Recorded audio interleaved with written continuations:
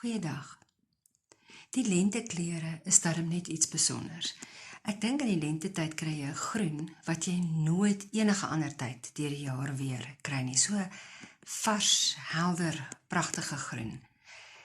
En as ek so kyk na die groen blare, dan waardeer ek so die nuwe groei wat daar is.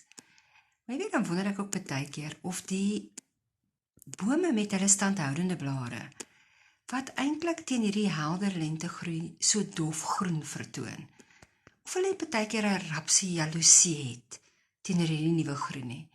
Ek vind dit baie keer my eie lewe. As daar iets goeds met iemand anders om my gebeur, dan gun ek dit met my hele hart. Maar dan moet ek baie keer erken dat daar so 'n groen monstertjie ook by my uitkruip en sê, ek gun jou dit, maar kon dit nou nie maar ek gewees het nie.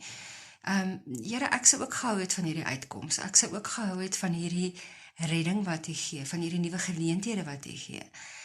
En dan moet ek baie keer beklei teen daardie groen monster in my hart. Het is nie altyd maklik nie. En ek dink dit is net die Here se genade dat ek eintlik in eerlikheid en opregtheid ander se vreugdes en se groen lente volheid van dinge wat oor hulle pad kom, nuwe geleenthede, skenkings, iets wat hulle wen, al hierdie wonderlike goed, om dit regtig voluit met liefde vir hulle te gun, sonder enige naaiwer van my kant. Ek kan net elke dag bid dat die Here my help daarmee, want dit is nie altyd maklik nie. Mooi loop.